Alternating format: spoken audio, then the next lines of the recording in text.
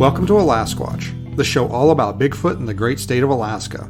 I'm your host, Beans Baxter. So lace up your boots, zip up your coat, and come with me on an adventure as we explore all things cryptid in the last frontier.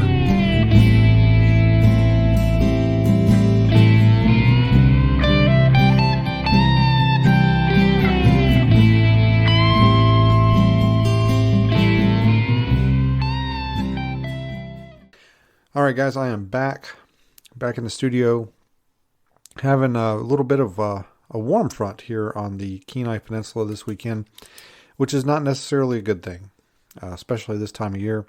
We get a lot of snow, and then it warms up and starts to melt the snow, and then it rains, and then the rain freezes on top of the snow, and we get some pretty crappy road conditions and just conditions in general.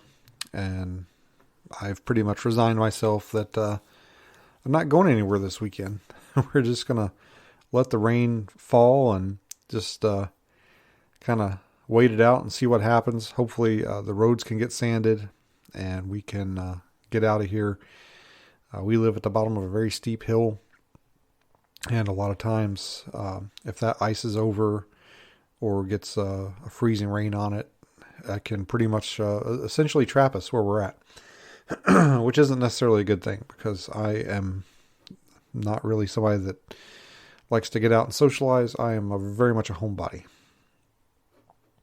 Last episode, I began with a disclaimer. This episode obviously is a continuation of that episode, so the disclaimer stands.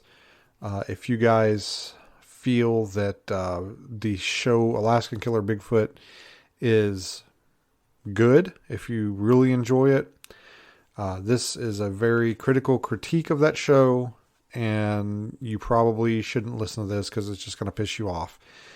If you want the opinion of someone that's actually been to Port Chatham, the Port Lock area, and isn't, I guess, for lack of a better word, hoaxing, then you can listen to this and just form an opinion from there. So anyway, last episode I had mentioned when I go on podcasts, when I get like invited to podcasts and there's like a live chat, people always ask me the same three questions, and then I mentioned two of the things, and then I got to the third and my mind just went completely blank, and I realized I remembered what it was.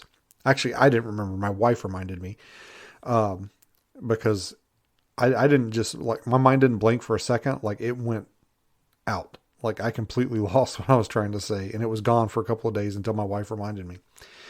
But anyway, the first thing that people always want to know about generally is, what do you think about Dogman? And the second one is, what do you think about Todd Standing? And the third one, the one that I forgot, is, what do you think about giants, or like mountain giants? And those are the questions that pretty much just follow me around everywhere I go. So anyway, I would have been remiss if I didn't mention it now that I've was reminded of it. It was just, man, it was one of those things where you're just trying so hard to remember something that there's no way you're going to remember it. It's like the harder you try to remember it, the further away it slips. And one of those things where you're like 2 or 3 days later, you're like sitting in bed, getting ready to fall asleep, and then you like sit up in bed and you're like, it was giants. But anyway, something else I wanted to touch on real quick before we get into our, I don't even know if it's a review anymore. I think it's more of a critique of Alaskan Killer Bigfoot. You know, typically, especially when it comes to Bigfoot stuff, I try and stay away from drama. I don't particularly enjoy it. I guess just because I've put up with so much of it through my career, both just through what I had to deal with on the streets and, in the inner workings of the department. People that have worked in law enforcement for a while will tell you that, a police department is just high school with guns. And the same can be said for Bigfooting. It's high school with monsters.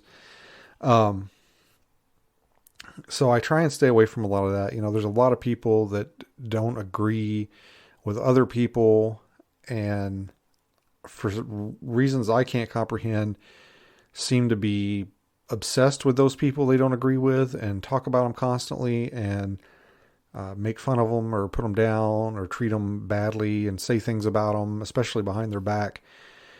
And that's just not cool to me. I think you should treat everybody with the courtesy and respect that you would expect in return. And if somebody gives you, it's like Roadhouse, be nice till it's time to not be nice. And I feel that, I try and stay away from that. I know there's some people out there that don't agree with the way we do things, the way just basically anything at all. And then there's those people that are inexplicably just hate anything to do with Bigfoot and just think Bigfoot's the stupidest thing on earth, but yet they seem almost unnaturally compelled to watch Bigfoot videos on YouTube and talk about Bigfoot and Bigfoot Facebook groups. That baffles my mind. You could probably, if you just really like learned psychologists just came in and just scrolled through a lot of these Bigfoot groups, they could probably write an amazing paper and just sit down and just talk to a few Bigfooters of opposing viewpoints. Oh man, it would probably be some kind of like breakthrough paper. And that being said, I said all that so I can say this, is that typically when something's going on that I don't like or approve of or agree with, typically what I do is instead of getting on here and ranting about it, I'll try and just leave it alone, ignore it, because I like this to be a positive thing, a positive place. I don't like to just get on here and gossip or talk, crap about other people into Bigfoot. If I don't like what they're doing or I don't agree with what they're saying, then I typically, at least, I either ignore it completely or I try to be kind of nice about it. I don't call people names or try to make fun of them or attack them personally. And, a lot of stuff came out, a few episodes, like I think it was one of my first episodes, maybe, I don't know, a long time ago. It feels like forever ago. I guess it was at least 2 years ago. Maybe over. I did a review of the first episode, or maybe the first couple of episodes of Expedition Bigfoot. And I think I was pretty fair about the show. I said it was a little, they were obviously doing some things just to do them for TV, like when Russell had to like rappel down the mountain with the hair he found. I'm like, there's no exigency for that. They're just doing it for the show. I thought I was pretty fair about it. But then it came out later on, like after my review came out, it came out that there were basically that location that their algorithm, I'm using quote fingers, had picked out for them to research in was basically like a private ranch that they had rented out to do their research in. And it was a pretty, I'm not going to say it was a big bombshell. I think there's certainly a lot of people, once they learned that, there was certainly quite a few that stopped watching that show. But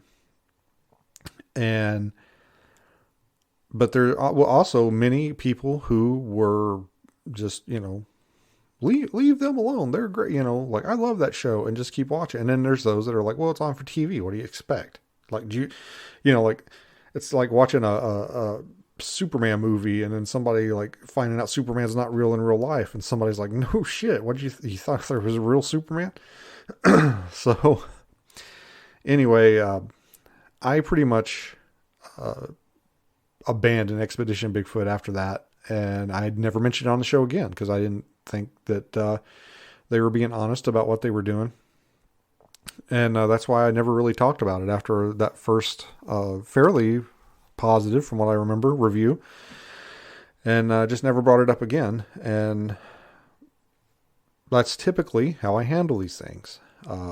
But this show, the Alaskan Killer Bigfoot, obviously is literally in my backyard and a place that I have certainly researched before and been involved in productions of. So obviously people are, I don't want to say incessantly, but I have been contacted a lot. I have been getting a lot of messages, a lot of emails, a lot of basically questions about what do I think about the show? What do I, what about this? What about that?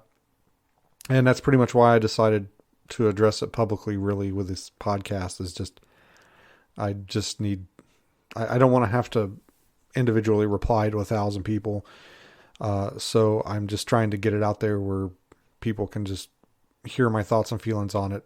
And plus, I feel like that, and at least in this case, I feel like somebody needs to be the voice of reason here for Portlock and Port Chatham.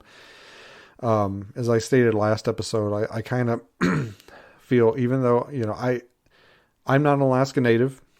I do have some Native American blood in me, but I'm not one of those people that just run around like, I'm 1/8 Native American or whatever it is Elizabeth Warren said. So I have no claim, I guess, to any involvement in this as a Native American. I feel that the show is being very disrespectful to the land and to the people that live there and made a living there. I feel like it seems to have the blessing of the natives that live in the area and participation of the natives that live in the area. So really, I mean, what does my opinion matter? But I just feel like it's very disrespectful. Especially with some of the stuff that we're going to get into here in a little bit. But, again, I'm not Native Alaskan. I have no, I guess, dog in that fight, other than, hiking around the area, that the show was filmed in and, having some fond memories of the place. I really have no say-so in whatever goes on there. It's owned by the natives. They decided for whatever reason to give this production team their blessing and participation. I did speak to Steven about that. He did talk to some natives, and before we went to film In Search of the Port Chatham Hairy Man in 2018, he talked to quite a few of them on the phone, and they did talk to him. But basically when it came to being filmed, it sounds like a lot of them shied away and declined to participate. And obviously they participated in this production. And I asked Steven a few days ago, I asked him, I wonder why, what compelled them to participate in this production and not his. And I think we both came up with the same answer, is that Steven said he didn't offer anybody any money to appear on camera. And obviously this production probably did, given the fact that they offered me some money to appear on camera, even though it was pretty much a laughable amount. But see part 1 for that story. I'm not going to retell it. So like I said, I try and stay away from the drama. I kind of feel like I'm being dragged into this one, and I'm going to do this last episode, the previous episode about the Alaskan Killer Bigfoot. I'm going to do this episode about Alaskan Killer Bigfoot, and then hopefully I will never have to mention it again. So this is supposedly, we'll see. Well, this is supposedly the end of it. And I've seen a lot of or at least some, actually I think I've only seen one of the cast members basically rallying, trying to create a call for action for a season 2, trying to get people to demand a season 2. And if that occurs, if that happens, basically much as I did with Expedition Bigfoot, I am going to ignore it. I am going to just pretend it doesn't exist and focus my energies and time on things that I feel will be beneficial to my knowledge of Bigfoot and my quest to find him, and I will just ignore it and hopefully that it doesn't get in my way somehow. So anyway, I sat down, and again, it was hard. I wish that I had had the presence of mind to just set up my camera and just film me watching the show, because it would probably be gold. It would be amazing. Like the number of times I, threw my hands up in the air or sighed or shook my head or threw something at the TV or something like that, it would have been pretty good. I don't have the time or the patience, so to sit down and edit something like that. So it would have probably never seen the light of day anyway. So anyway, when we left our heroes, all in capital letters, when we left our heroes, because they're heroes, folks, we're dealing with some of the bravest men in Alaska here to travel to this place and deal with the evils that it contains. Heroes. When we last left our heroes back in episode 4, they were standing behind the red cabin with Mr. Ron Moorhead, who is, according to the production team, a Bigfoot expert. I guess the first ever real life Bigfoot expert. And he had brought some speakers, and they had set up those behind the cabin and were blasting at least some of the Sierra sounds. I'm not exactly sure how much of the Sierra sounds they played, because according to what they showed on TV, which I know things are edited, it didn't seem to be a whole lot. Like there wasn't much of the samurai chatter that made it on to the show. And they had a lot of activity going on, supposedly a lot of noises. The camera started messing up again conveniently. It never messes up, until it's convenient for them to mess up. And then the episode ends, and it sounds like they're about to be surrounded.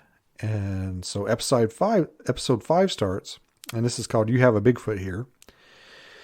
And this is pretty typical of the formula for the show. The previous episode ends on some kind of cliffhanger with them in a predicament, and then the next episode begins and the predicament is resolved, and we don't see the predicament resolved. It usually the new show, the show comes on, and it's like the next day, like whatever had happened the previous episode is resolved. They like maybe just a little mention it, like, oh man, that was crazy, huh? Oh yeah. And then they go start doing whatever they're doing.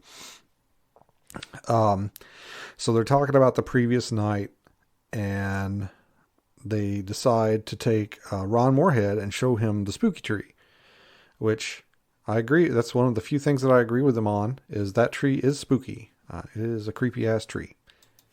So Ron takes a look at the tree, and he said, and I can't make it up, he says, Bigfoot live in trees, not up. Now, I'm not saying they live up in the trees like birds or squirrels.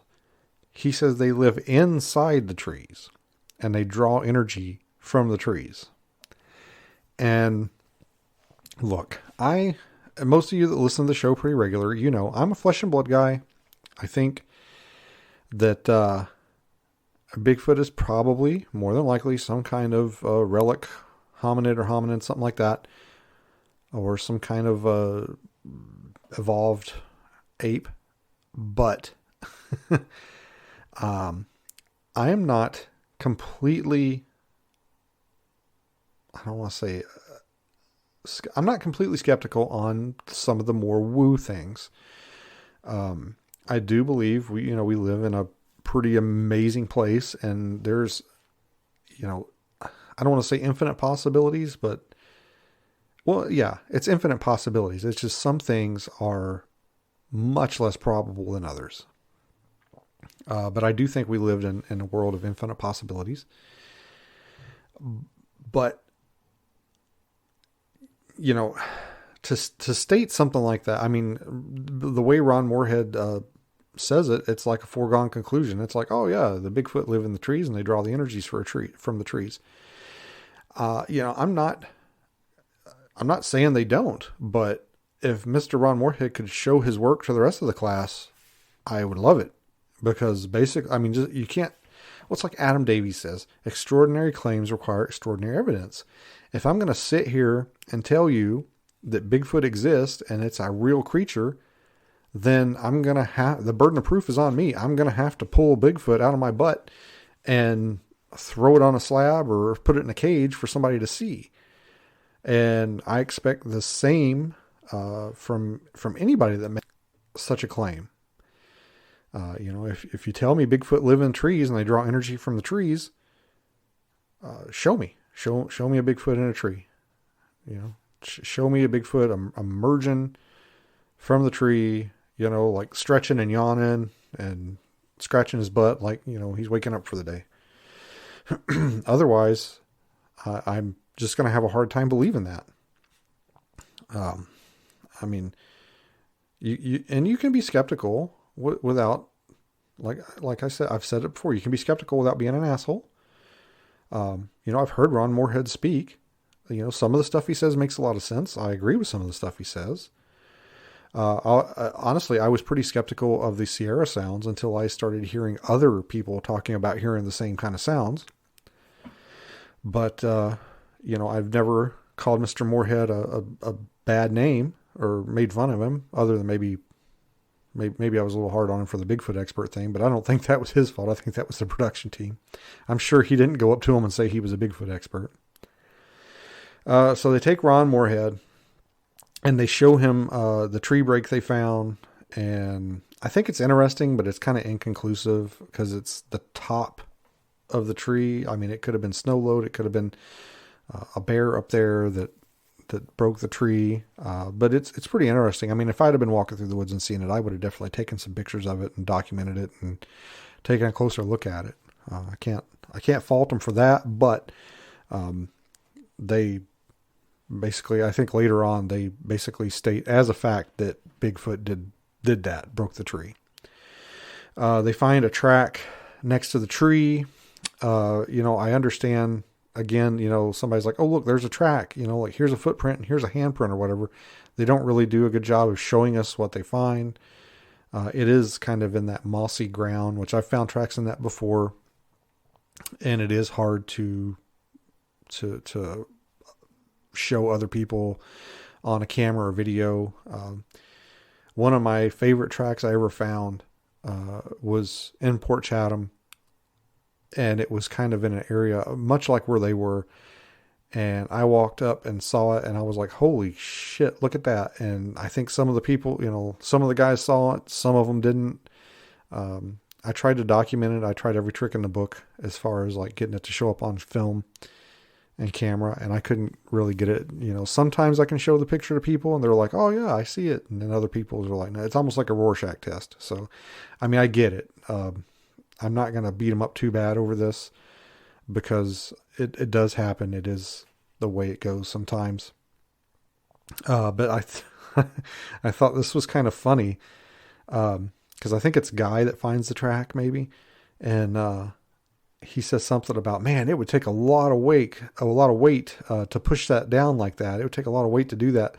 And the camera just immediately cuts to DJ, who is like the heaviest member of the group. And I thought that was kind of funny. I was like, why did they do that? That's kind of a coincidence. And Ron Moorhead says it's definitely a Bigfoot. I wish, and I put in my notes, I said, I wish I was so sure about things that I didn't see firsthand. Again, he's just making a definitive judgment call, I guess. And I'm sure he was just, they're like, here, Ron, here's $100. Will you say it was definitely a Bigfoot? I don't know. Hopefully he made more than $100. He leaves. Ron Moorhead gets on his helicopter and leaves. And by the way, speaking of the helicopters, again, I was talking with Steven and was telling him about all the helicopters and the plane they had coming in and out of there. And Steven had looked into getting a helicopter to go out there. And he said, according to the quote that they gave him, which, I mean, who knows if it's the same aviation company or not, but according to Steven, the helicopter cost that they quoted him was $3,600 an hour with a 2-hour minimum. And I think I sat down and did like I hate math, I'm bad at it, did a really quick, some math there real quick after he told me that. And they spent somewhere in the neighborhood of $20,000 on helicopter rides. So there's that, you know. I feel like they probably could have purchased something really, really awesome with that $20,000 other than helicopter rides. Like, I don't know, some kind of like freaking, like the best FLIR known to man, and like scanned like the woods at, you know, like Star Trek or some shit. I don't know, but that's probably the reason why they only offered me $100, is because they spent all their money on helicopter rides. So Ron leaves, and the team talks about how his visit impacted him. And this was kind of interesting. I thought there's a brief, like, little segment here, a little segue with Kyle, the bear guard.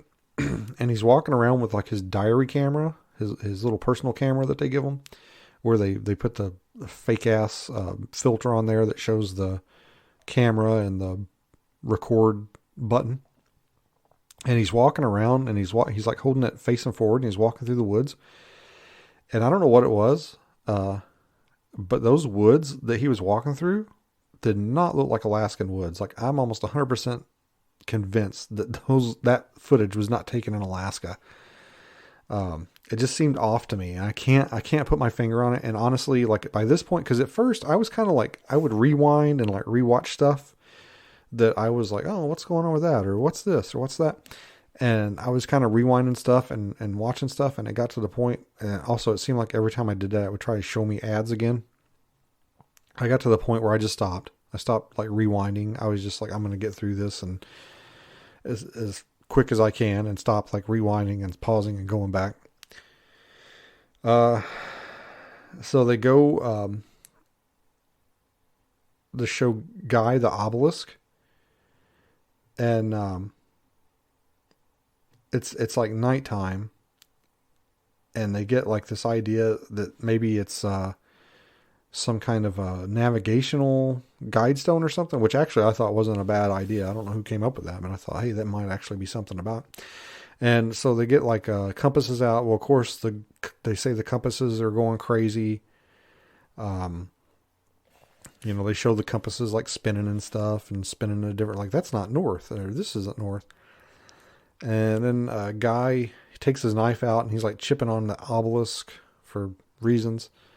And, of course he then, you know, starts to feel sick. He's, oh God, you know, I don't feel good, guys. I'm going to be sick. And the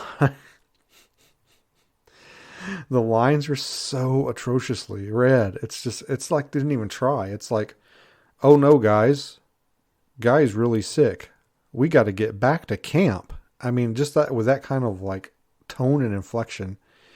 And there's another episode later on that I wrote in my notes. I wrote I typed the line out, and I was thinking about it, and I thought, man, you know what? And you know how you can select your text and have your phone read it back to you, like Siri will read it to you? I selected it and had Siri read it back to me, and I swear to God, Siri read it with more like gravitas and inflection than the person on the show did. Oh, it was great. Then I put in my notes, I said they really should have invited me out there, because I didn't experience any electronic malfunctions or sickness at all. Like, I must have been welcome by the Nantenok. The Nantenok must have not seen me as a threat whatsoever. So obviously they should have had me in their party to keep the Nantenok at bay. So it's at this point I notice that Ash is no longer being labeled an outdoorsman. He is now a survivalist. So in 4 episodes, he has been promoted, I guess, from outdoorsman to survivalist. And now we're at day 19. And the guys have...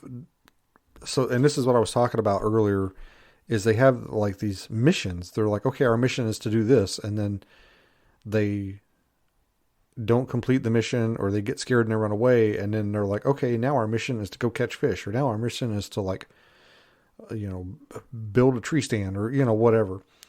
So this mission, they're going to put up a tree stand, and they're going to try, if I remember correctly, their goal for putting up the tree stand is to get eyes on the Nantenok, to see what they're dealing with. Okay? That's like what they're going to do. They put this, it's like a regular hunting tree stand. They put it up in the wood, or in the next to or by the creepy tree, I believe. And this actually, to give them credit, I thought that that wasn't a bad idea. And I thought, well, that might be something that I myself would try. So kudos to them for whoever come up to that with that idea. And so they put Ash in the tree, who has gone from outdoorsman to survivalist. So he's sitting in the tree, typical of the show. He starts hearing stuff as soon as it's dark. This was the most like puzzling part to me. So remember I said they put the tree stand up, they put him in a tree stand. The mission of this exercise, from what I can gather, was to get eyes on the Nantenok. He gets in the tree stand, he hears something, and if I remember correctly, it was like he was hearing like chains rattling or something, or it sounded like chains being dragged through the woods, which that sounds pretty freaking creepy. But basically he's got his little diary cam out, his little selfie cam, and he's pointing it at his face, and he's talking to it, and he's like, I promised myself I wouldn't turn on my light. I'm not going to turn on my light. I'm not going to look down. I'm not going to look down. So basically he was put there to see what was making all the noises and disturbing him at night. And he hears something, and then he's like, I'm not going to look. So he gets pretty upset. He's crying, he's got tears in his eyes. He's freaking. I mean, this is like straight out of Blair Witch.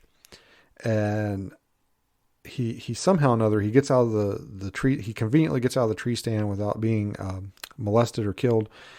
And he's trying to find his way back to camp. And they kind of imply that he's lost, but not real. I mean, he's like, I don't know which way to go. And this is the part.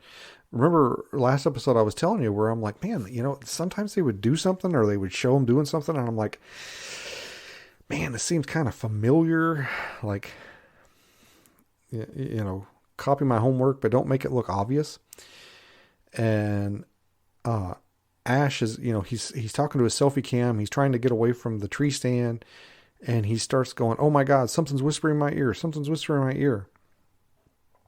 And at this point, I'm like, all right, hold up, because how many interviews have I done where I've talked about that time I was in Washington and I thought I heard something whispering behind me and was just filled with this intense fear, right?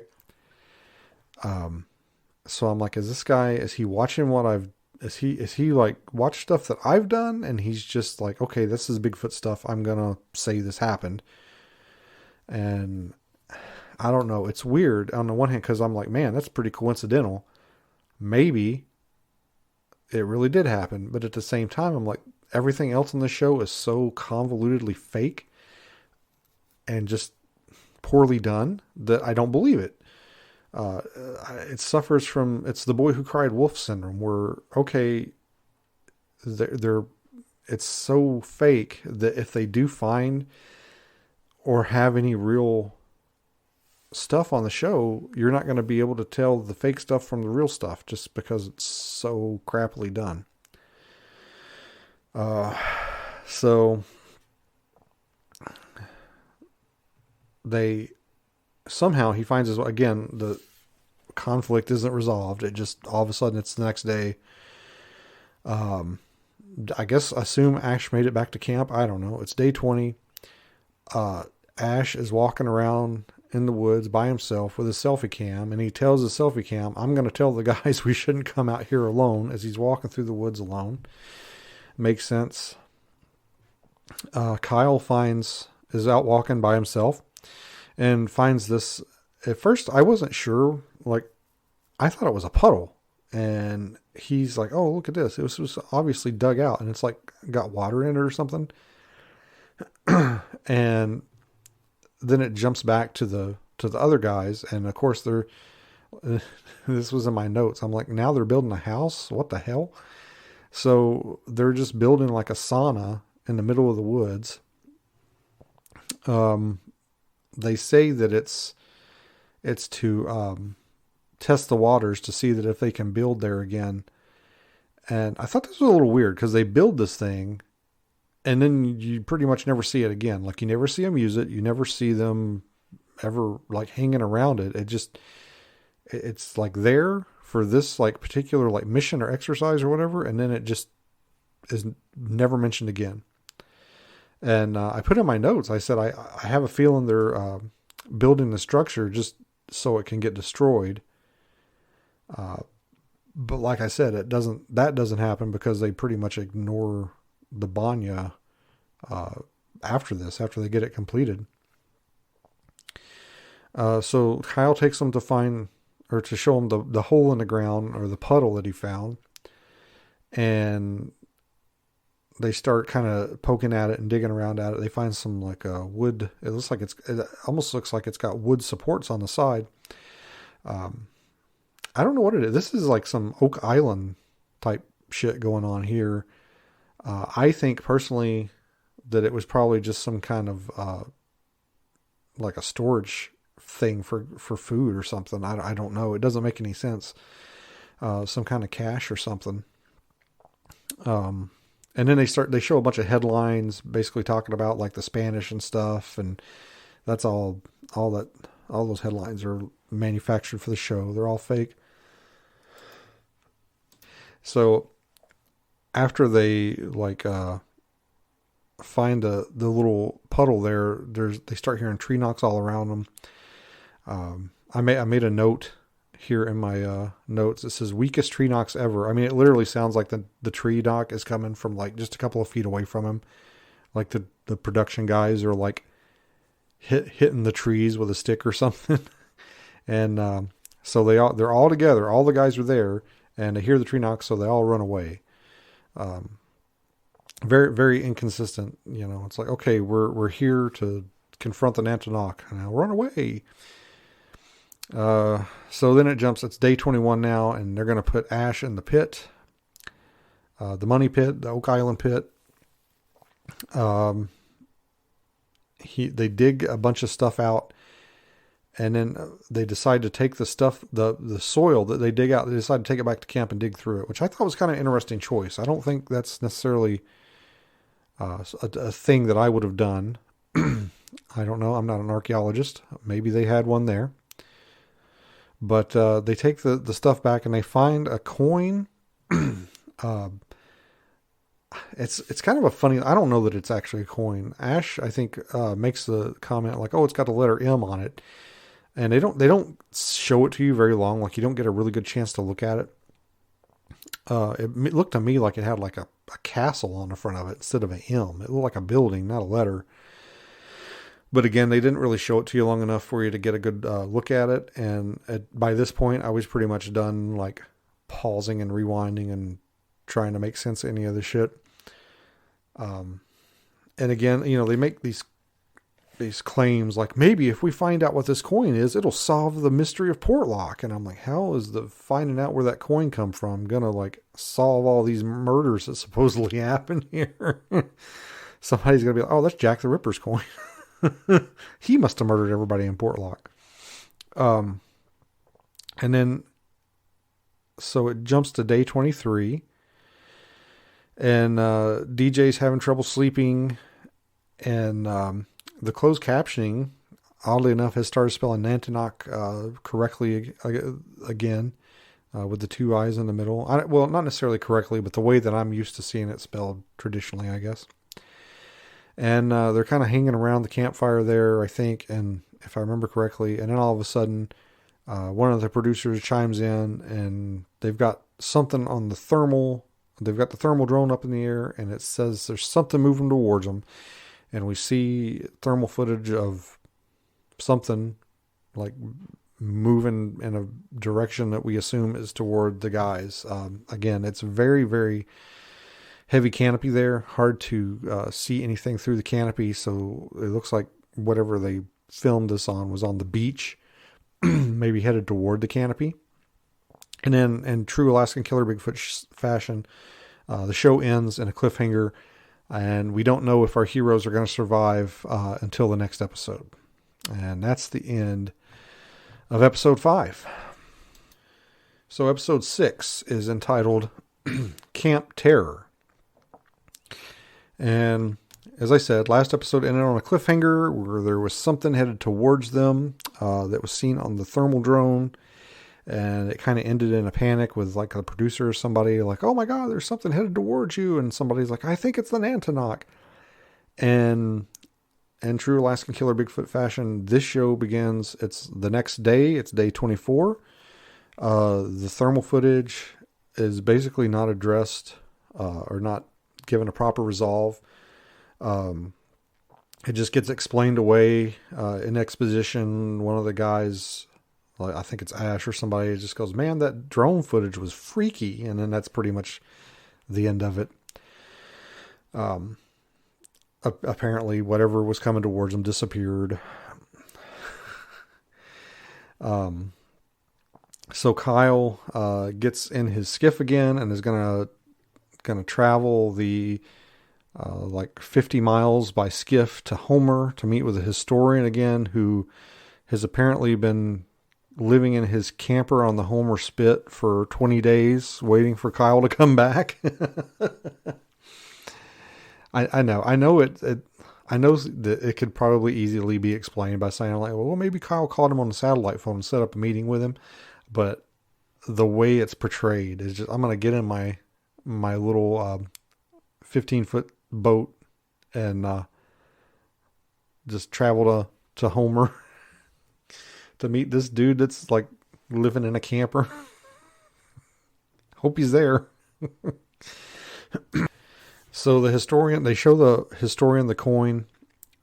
He says that he thinks it has something to do with the Spanish. He doesn't, but the thing is like, he doesn't show his work. He doesn't like show why he thinks it's a Spanish coin. He just says that. I don't trust this dude at all. I looked him up on IMDb. He's been on a bunch of other like paranormal shows as a historian. I think he's just there to say whatever they want him to say. I did do just the tiniest bit of digging, because I wasn't sure. And I did find out that the Spanish did indeed reach Alaska. They did explore the southeast some. Valdez actually, I believe, is named by the Spanish. And it sounds like they did possibly make it up into and around Cook Inlet as well. But there is no documentation that I could find that they ever claimed any land on the Kenai Peninsula. And my wife, who has lived here her entire life, has never heard of any like Spanish claims or colonies on the Kenai Peninsula. So I kind of doubt the validity of that. And then the historian tells them that basically the Spanish performed a possession ceremony to claim the land, and that when they do that, they erect an obelisk, which I don't believe at all. Not even a little bit. And supposedly this is somehow the cause of the problems in Portlock. The guys go back and they find a tree. They walk through the woods. They find a tree, and it's got like a big split down the trunk. Obviously, this was done by a single large claw. Again, everything is, Nantenok. Stock's not performing well. It's Nantenok. Power goes out. Nantenok.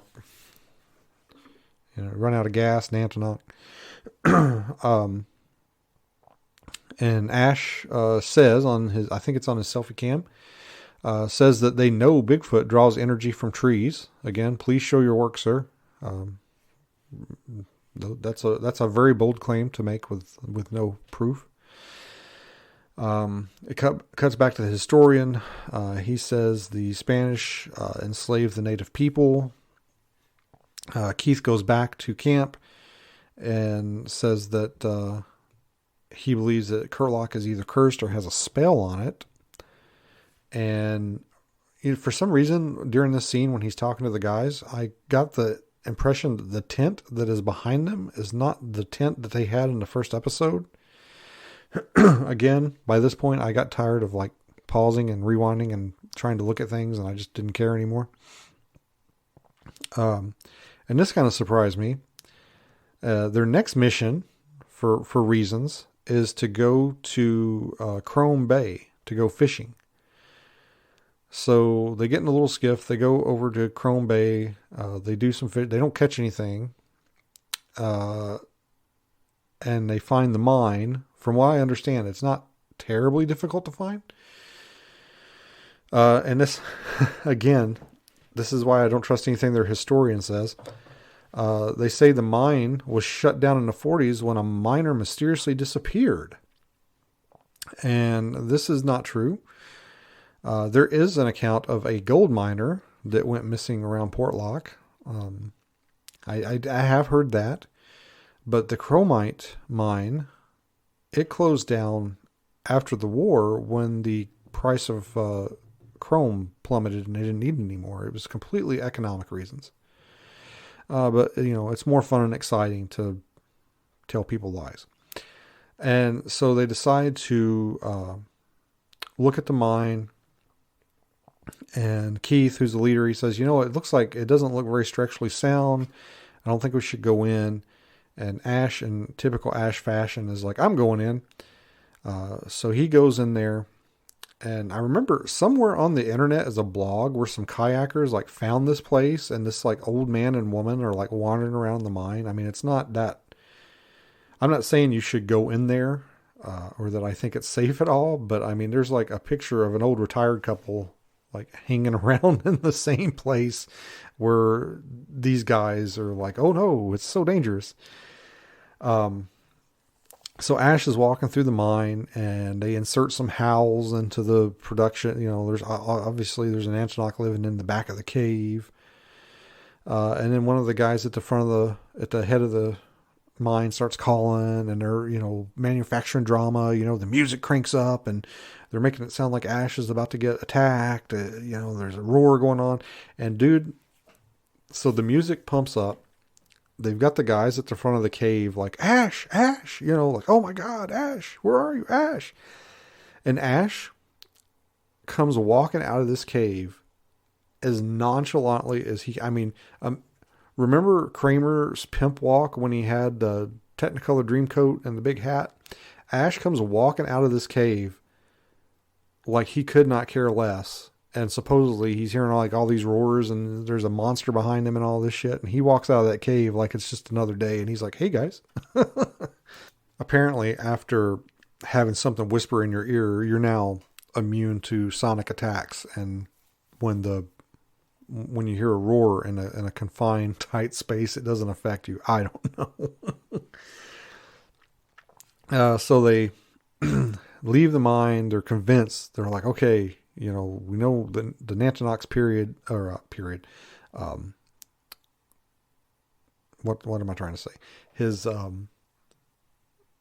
place where he lives, his territory, extends to Chrome Bay. And I've been talking for too long. I'm starting to get tongue tied. And then it cuts back to Kyle, the bear guard, again walking around without his rifle.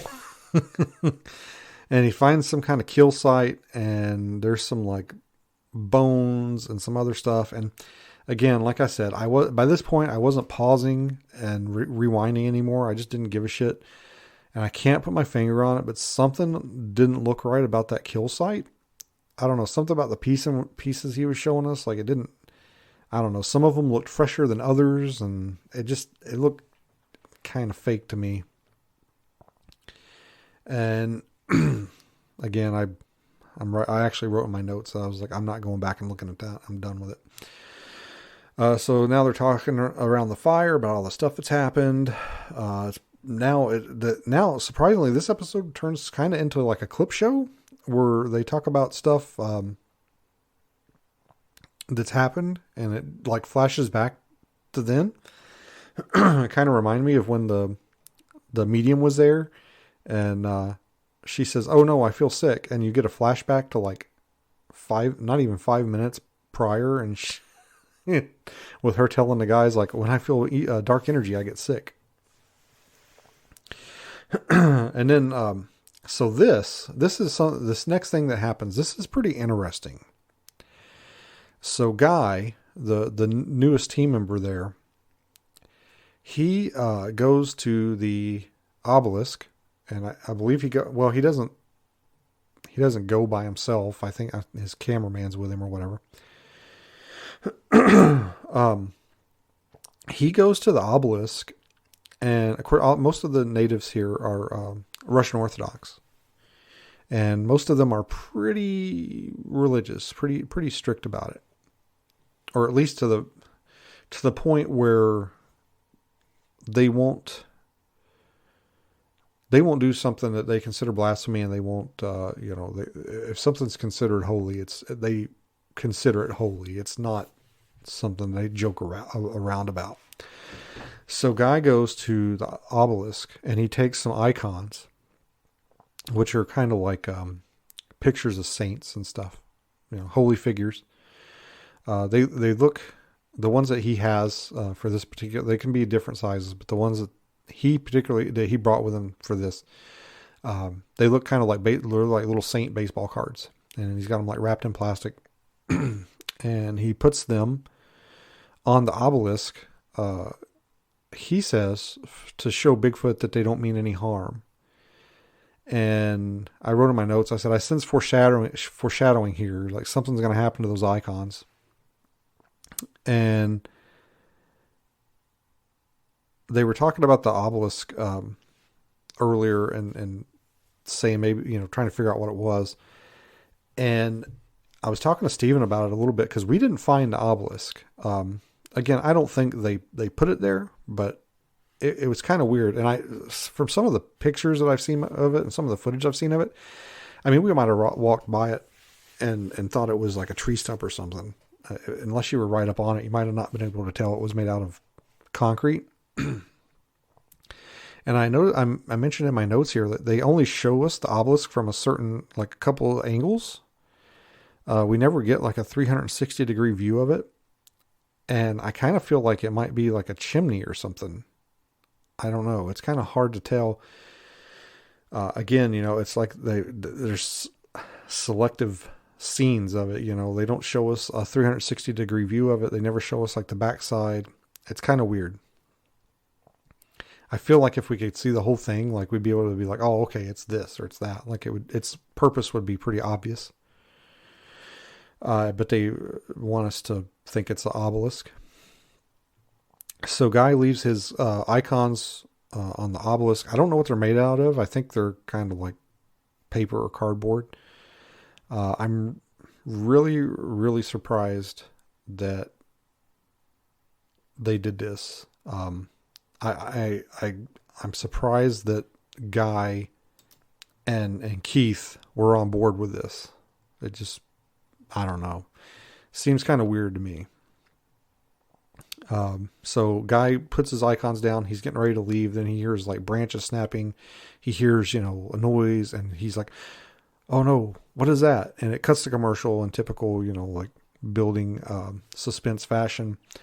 We come back from commercial, and like the rest of the guys, like the rest of the team, like pop out of the woods, and they're like, oh, hey Guy, here you are. We've been looking for you. Of course, they pop out of the woods, they've got their flashlights and headlamps on, and they're like yelling for Guy. But just a couple of minutes ago, when it cut back to the noise we heard, like the woods are completely dark. So, more manufactured drama. Somebody tells Guy, it's not a good idea to be in these woods alone at night. Come on, we got to get you out of here. And I'm not lying to you. It's said almost exactly like that. They're on day 26. They're going to go fishing again. They didn't catch anything the day before. They set out some long lines, which are kind of like trot lines, I guess, that you'd call in the South. It cuts back to Kyle walking around no man's land again, which they call basically the woods. Again, the bear guard walking around without his rifle. I think he's seen without it more than he is with it. He finds tracks again that we don't get a good look at. They pull in the long line. There's no fish on it. Ash goes back out in the woods by himself again to nobody's surprise after dark. And so Ash is walking through the woods and he's like, "Oh, what's that? There's a fire over there. There's something smoking." And he like runs over and he goes, "Oh my God, it's Guy's icons." And it's a real quick shot of something. Looks like a piece of paper or something on the ground burning. Basically you can't get a good look at it. Even if you pause it, I don't think you'd be able to see what it was. And I put in my notes, I said, I am 100% positive they did not burn an icon. But Ash does say something like, these guys are super religious. I'm not going to tell them about this because if they knew about it, they would leave. And that's probably one of the most true statements that was said during this entire production. And I know they didn't do it. I know they didn't burn the icons. Like there's no way anybody involved in this would, well, let me put it this way. Any of the Russian Orthodox guys that were involved in this would let them do that or continue to be involved with it if it was done. So at this point, I'm like, I know this is ridiculous. And I was telling Steven about it after I saw it, and I'm telling him the story, and Steven a lot of times I'll say something and then he'll interject before I finish the story. And he was basically like, "What the hell? They're tempting God's wrath. Those guys are going to go to," and I'm like, they're not, they didn't burn the icons. And actually, again, I must be psychic because this is going to come up again later here in a couple episodes. We'll get to it. So we're on day 28 and, I noticed that the longer the show goes on, the more time that I see their camp, the more skeptical I am that they're actually staying there. I don't think they were spending the night there. We'll get into it a little bit later, but, I just don't think they were staying there like they were claiming to be. So it's the next morning. Kyle sets down, the bear guard sits down, tells him he's got to leave. He's got a family emergency. I don't know. I think probably he just had to go and they had to come up with for a reason for him to go. He probably had to get back to work or something. So they sit around for a little bit and they talk about how they're all kind of lamenting about Kyle leaving. They're saying that he worked really hard to protect them. All I can think about is him walking around all the time without his freaking rifle. And so it's nighttime and we finally get to see, so Kyle leaves. I can't remember if he left in a helicopter or plane. By the way, I forgot to mention when I was talking about the planes and the helicopters. Steven said that he couldn't get any float planes to go out there. The helicopters quoted him the price that I told you about, and then the float planes were like, "Nope, won't do it." So I thought it was interesting that they actually got a float plane out there after Steven told me that. So we finally see the inside of the tent, and this is another reason why I don't think that they were really spending the night in Port Chatham. I don't think they were camping there. So we get to see the inside of the tent. They're asleep. It's like the security camera footage or whatever from inside the tent. And these guys are scooched in there together like the Three Stooges. I mean, they're in there. If you ever watch the Three Stooges and watch an episode where they're like waking up for the day or whatever, it's exactly like that. Like they're all scooched in there together. I wouldn't have been surprised if they showed us footage of them like all snoring like Larry, Curly, and Moe, just woo. So there is no way that, which by the way, Kyle wouldn't have even fit in there if if they were all sleeping, if the team was all sleeping in one tent, Kyle wouldn't even have fit in there. So all the four that are left are crammed in there, like the Three Stooges. They hear some tree knocks. They hear something walking around. Oh man, hold on. Excuse me. I got choked on my drink. So I can't believe that they don't have like a bigger tent and cots. I don't know. You would think that they would be able to get like a guide tent or something and put some cots in it and have at least like a little bit of elbow room. And they hear tree knocks. They hear something outside. Of course, nobody goes outside. And then all of a sudden the tent collapses on them and they all run outside. Now they're all dressed and wearing regular clothes and got their headlamps on. They hear something in the woods. Of course, they don't find anything, and they go back to their tent, and the tent is like collapsed. And I made a note. I was like, I can't believe how monotone they are about the damage. There's like a huge rock in the middle of the campsite that was thrown at them, and they're just like, oh man, look at the size of that rock. It's just so like, oh, I have to say this about this rock. And there's a rock on the tent, and it's like the tent frame is cracked. It's broken. And they're kind of sitting around wondering if they should leave or not. Their table that they have their little map on, it's like knocked over, and they say there's hair and a handprint on there. And of course they don't do anything with it. I mean, that's the only time it's ever mentioned. And I made a point in my notes. I was like, well, this is the reason why.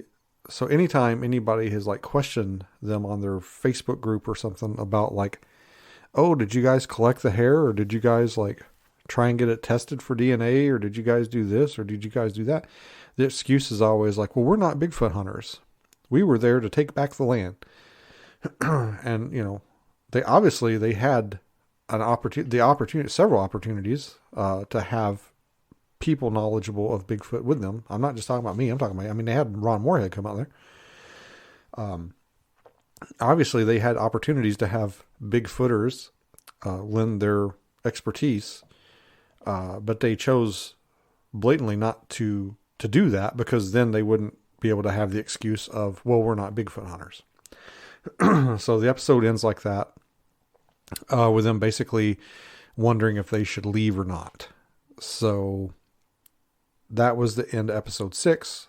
We get into episode 7. It's titled "We Are the Prey." So I was about 10 minutes in this episode, and I lost my notes on it.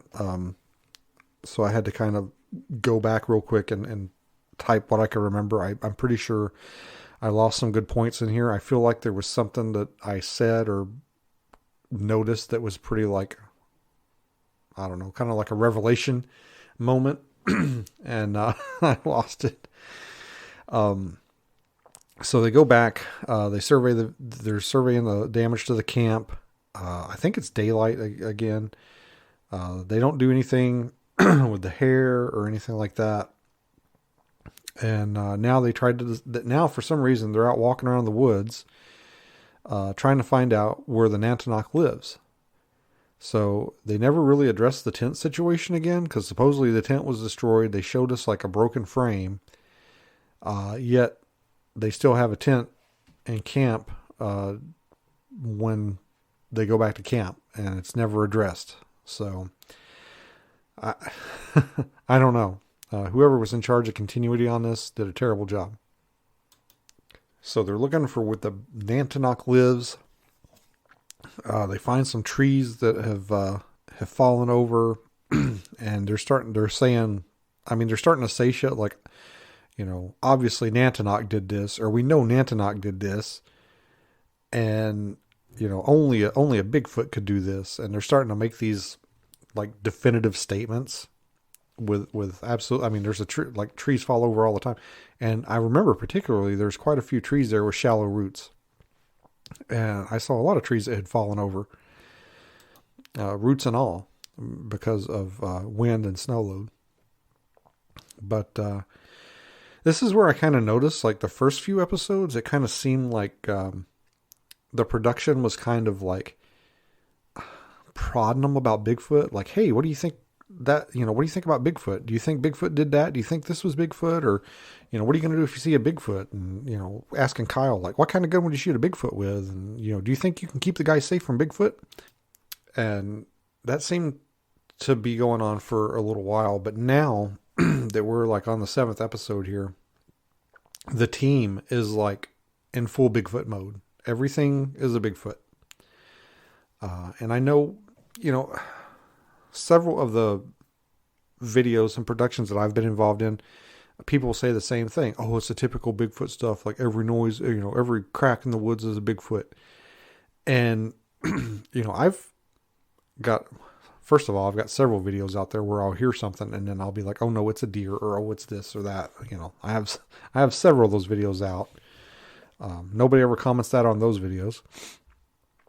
But I mean, if you're in the woods if you're go deer hunting and you're in the woods and you're sitting on a log and you hear a crack behind you, you're going to wonder, hey, I wonder if that's a deer, because you're looking for fucking deer. So if you're looking for Bigfoot and you hear a crack in the woods, you're going to go, hey, I wonder if that's a Bigfoot, because you're looking for freaking Bigfoot. That's how it works. That's how looking for things work. Anyway, so Guy is out walking around by himself, and now he decides that we're like 30 days in now. Guy decides we got to get a picture of Nantenok. They've got to get a Bigfoot on camera. Because obviously they haven't had the opportunity to in the last 30 days. Again, I make note, they haven't addressed what's going on here with the tent. Are they sleeping on the ground? Are they sleeping in a tree? What happened? Last I remember, their tent was smashed.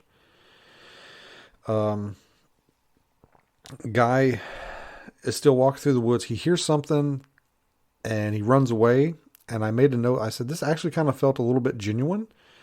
Because and this is kind of weird, because I'm sorry, I'm stuttering. I'm getting excited. So the camera's like pointed at him. I can't remember if it was a selfie cam, like a diary cam, or if he actually had a cameraman with him, but he kept looking at the camera and he goes, I literally hear something behind me. There's literally something right over there. Like he kept saying literally. And it made me wonder if like that was their code, like the production team's code for like, oh shit, there really is something here, like this isn't like part of the storyline or whatever. Like there really is a noise over there. And excuse me, I'm getting congested from talking so much. I'm getting my, my days confused here, but I wish I could go back and like notice every time. If you guys ever watch this and, just take note if between the time somebody says like, I hear something over there, or I see something over there, or I literally see something or literally hear something. Cause I'm starting to wonder if maybe the word literally wasn't some kind of code for like, there really is something here. Again, I might just be looking too far into it, but he sure seemed intent on saying that word. Like there's literally something over there. There's literally something here. I literally heard a branch snap. So we're on to day 31 and they're out fishing again. I made the comment. I was like, if our stupid asses could find fish in Port Chatham, I don't understand why these people can't. Of course, we didn't catch any monsters either. We only caught a couple of little flounders, but, I thought it was a interesting choice that, we had some fishing going on in our documentary and then they showed them fishing on their show. But I mean, it's Alaska, you got to fish, right? So they, go through the long line and they don't get anything. And then they're driving their boat back to camp and they say something hit the boat. I don't know. It was like, of course it happens right before it goes to commercial. So there's like a quick cut and everybody just kind of lurches. Well, there's only two of them. I think it's Guy and Keith or maybe DJ and Keith. I don't remember. And they kind of lurch forward and then it goes to commercial. I don't know. Personally, I don't really think they hit anything. I think it was just for the camera. Because the guys, they lurch forward, but the cameraman didn't lurch. The camera didn't lurch backwards. So it didn't. The camera movements didn't match the movements of everybody else on the camera or on the boat. Possibly they had some kind of stabilizing rig or something for the camera, but I just, given the nature of the show up to this point, I don't buy it. I mean, if you really want to, if you're really dead set on it, I mean, you can make excuses for every discrepancy, mistake, and just everything that happens on the show, and convince yourself that it's a real show. I mean, people are doing it. I've seen it. So they go, so we're back from commercial after they hit something in the boat. We cut to a story from Tommy, the village elder, where he talks about hitting something in the boat. He says he thinks it was the Nantenok and that it came from the ocean. And then it cuts to day 32. They once again drive the boat, the little skiff, to Homer. And they say they're going in for some supplies because they can't catch any fish. And they're walking down the Homer Harbor there. And there's just a couple of guys just standing there, just where they, I mean, because you got to, I mean, for a small town, the Homer actually has a pretty big harbor. So they just happen to be on the same float that these two guys are hanging out on, and walk by these guys who go, "Hey, are you the guys camping at Port Chatham?" I mean, it's just this is it reminded me of the scene in Expedition Bigfoot season 2, where they were in Kentucky and they were having all this activity going on. They were having a bunch of stuff going on. And one of the guys is like getting gas, and this like random stranger dude like walks up to him and is like, "I saw Bigfoot in Washington." And he calls the team members and is like, "Pack your shit. We're going to Washington." So, this stranger at a gas station told me Bigfoot's in Washington, so we got to go. So these random dudes that they meet on the float tell them they work in marine excavation and end up telling them about a few mysterious boat sinkings that have happened around Port Chatham. I didn't look, they actually mentioned the name of some of the boats. I didn't look any of these up. I feel like they're probably true. But I mean, who knows if they actually sink here or not. But the thing is, I mean, this is Alaska. Like, boats go down quite a bit. I mean, that was basically the entire premise of The Deadliest Catch, right? It's the deadliest job in the world. You know, boats go down. People lose their life at it. It happens. And now they're trying to blame Nantenok on boat sinking. I thought that was a little weird. And of course, it had to sync up with Keith hitting something in his boat. So apparently the Nantenok can take out a steamship and a barge, but it can't take out Keith's little skiff. So I don't know. A little weird. And so I thought this was interesting. The two marine salvage guys, tell them that there's a theory that there's a portal under the water in Port Chatham that has a sea monster in it. So that's interesting. I had never once come across that. That's a new one on me. So then Keith and Ash go back to camp. Camp seems to be put back together. Their tent is back and operate. Their tent is resurrected from the dead. They never explain how. They're telling everybody about the marine excavators they ran into and the stories about the shipwrecks. And then somebody's like, "Well, hey, Ron Moorhead left us a care package." Like, what the fuck? So he sent them red lights and some kind of electronic like grid projector. And I wasn't quite sure what the purpose of this thing was. I thought it was a tripwire when I first saw him playing with it. I'm like, oh, okay. So like Bigfoot breaks the beam and an alarm goes off somewhere. Well, apparently it's just a grid that's projected in front of you, like a projection TV. And if something walks in front of the grid, well, then it breaks the grid and you can see it. I don't know. It doesn't make a lot of sense to me. It reminded me of some kind of like leveling laser leveler thing that like a a construction worker would use or something. And so then they go to this area that they found where they think the Nantenok knocked all these trees down.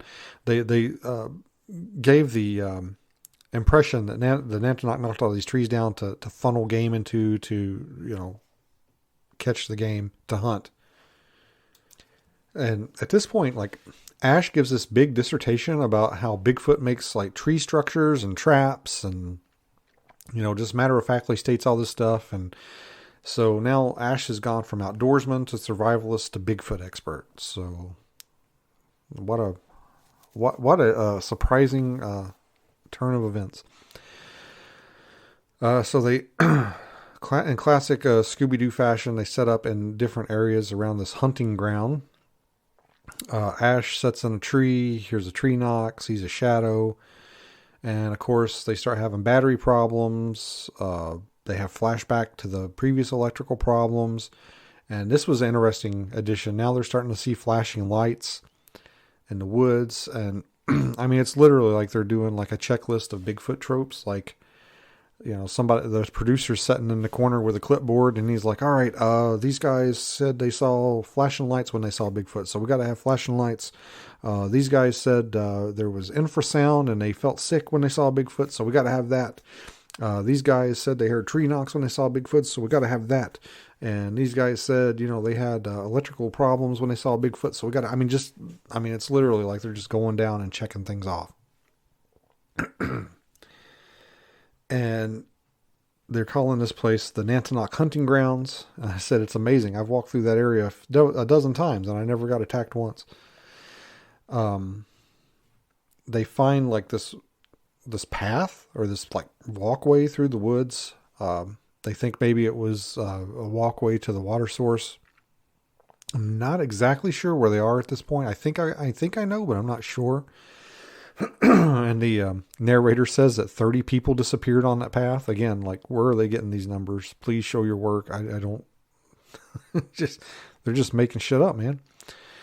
And this was another one of those moments that's just such a force. So they're standing around talking, and all of a sudden one of the guys is like, where's Ash? And they all start like, Ash, Ash, Ash. They all start screaming for Ash. And he just like pops out of the woods and he's like, hey, I'm right here, guys. It's just, man. So we jump ahead to day 34. They're fishing. And I think this is like the third. I'm actually surprised how much time they spent on the fishing. I think at this point they're just trying to fill time. It's the only mission, in fact, that they haven't given up on immediately once it became hard or scary. Pretty much everything else, once they either heard a twig snap or had some kind of adversity, they're just like, well, screw this. Let's go build a bathhouse, or, let's go, look over here now, or let's go do this. And, seeing, I got to admit though, seeing them out there on that boat, pulling in those lines it was a really nice day. Like, the sun was shining. It looked like a fantastic day. It actually made me miss the place just a little bit. I was like, man, I wouldn't mind heading back out there and walking around. And this was funny. So they finally, after I don't know how many attempts, they finally they catch a halibut. They catch like one halibut that they say is like a 60-pounder. And so they catch one fish, and they make the proclamation that Portlock has enough fish to sustain a new population. Keep in mind, this has been after they've been there for 34 days. They literally had to go into town to get supplies because they couldn't catch any fish. They catch one fish, and now they're ready to feed an entire town. So that's some impressive shit right there. And I make a note in my notes here. I said I'm guessing that since they caught a fish, something's going to happen. It's going to, they're going to face some retribution or retaliation for taking resources from the Nantenok's land. And I had another revelation around this time. And keep in mind, we're on this is the 7th episode. There has been absolutely no shots whatsoever of wildlife. They haven't. I think the reason I thought of that is because while they were doing this fishing scene here, they showed like a harbor seal off in the distance, like roll around in the water. And then they showed like an eagle. And I don't remember there being any other shots of wildlife in the series. And I thought that was kind of weird. You'd think that if they were there for 40 days, they would have ran into a moose or a bear or something. Or at least ran into one somewhere around Homer and got footage of it. It's kind of weird. So DJ, he cooks their halibut. He cooks up some pretty thick fillets. Let's see. So it's day 34 of their 40-day expedition. They start talking about how there's going to be a lot more fish to eat. It's weird because they're like they're basically where they should be winding down this expedition. And they're talking about how like things are looking up and, things are going to be better from now on and stuff. And it's like, man, it's like almost time to leave. Like, why? It gets better though. It gets better as far as that in that regard. So after they eat their fish, they start, there's a thick fog coming in and they're going back to the hunting ground. They're going to try their, laser grid tripwire thing that Ron Moorhead gave them. They've got their red lights out now. So now they're acting more like Bigfoot hunters. And so this is an interesting observation I made here. So I said, I'm pretty sure that fog is from a fog machine. Seems to be centralized in only locations and only in certain locations. And they're able to film what they need to film them without being in the fog, basically. So they keep talking about like, oh, it's foggy, it's so weird, it's so foggy, it's so foggy. But then they'll sit down and they'll be like, and this is we're going to use Ron Moorhead's like tripwire thing he gave us, and there's no fog whatsoever around them.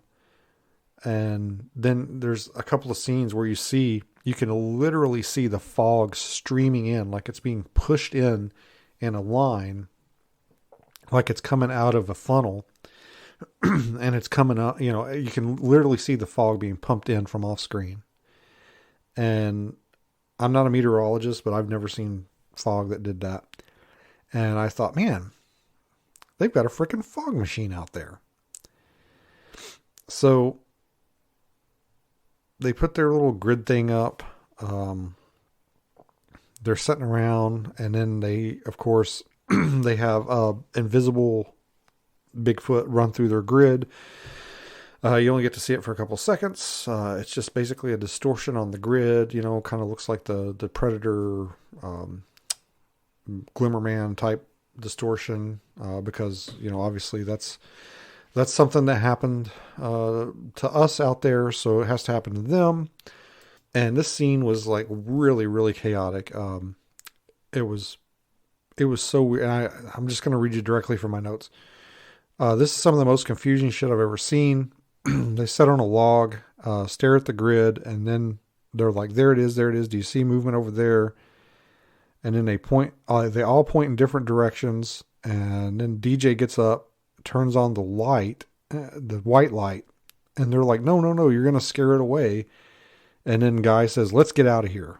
So I'm not exactly sure what happened, but I know at some point they show the grid square thing and they show some like distortions that are supposed to be the Bigfoot walking through the grid. So, this Bigfoot literally fits all of the Bigfoot tropes in the world. Like it turns invisible, it affects electronics, it makes people sick, it does tree knocks. It does it all. So in this scene, the next scene, they're sitting around a campfire, getting ready to go to bed or whatever. And one of them like perks up and it goes, look, a fire. There's a fire in the woods. And the camera cuts over and you see an orange light, not flames. Keep in mind, you're not seeing flames. You're just seeing there's an orange glowing light and smoke. And they're like, the spooky tree's on fire. So they run, and somehow or another they have buckets laying around that they all grab buckets. They run and get water out of the ocean, and they start running into woods toward the spooky tree to put the fire out. And again, we end on a cliffhanger, and they're running into peril. Where our heroes survive until next week. Will the spooky tree burn down?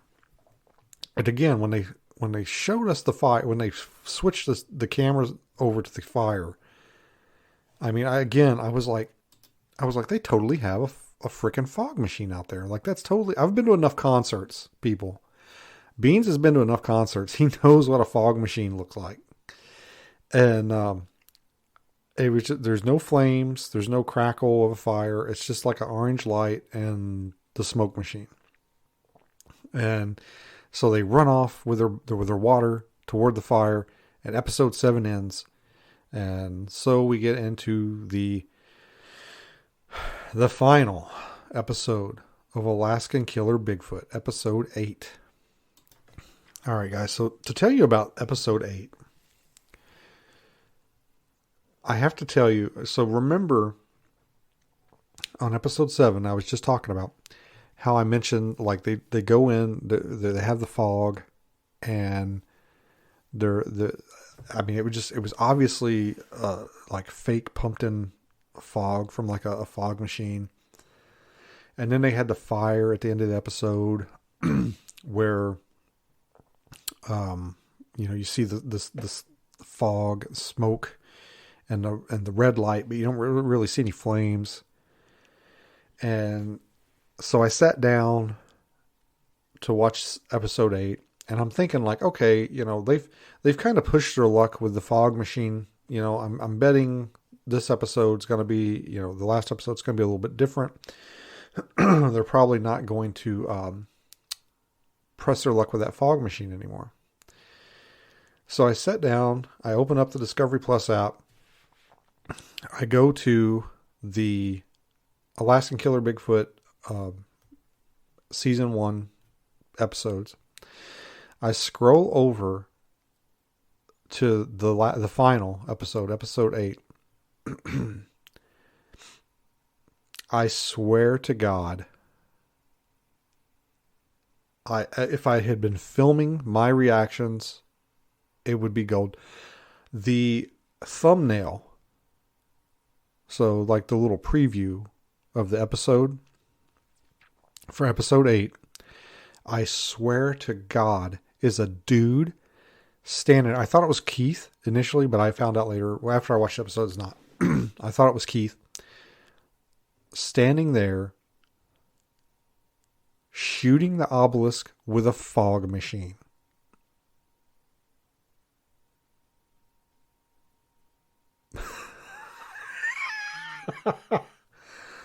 Holy cow. I mean, they're not even trying to hide it, people. They're not even trying to hide it. They don't care. I mean, wow. They're like, we rented this fog machine. We're going to use it. We're going to get our money's worth out of this fog machine. So it's just fun because I put in my notes. I'm like, let's see.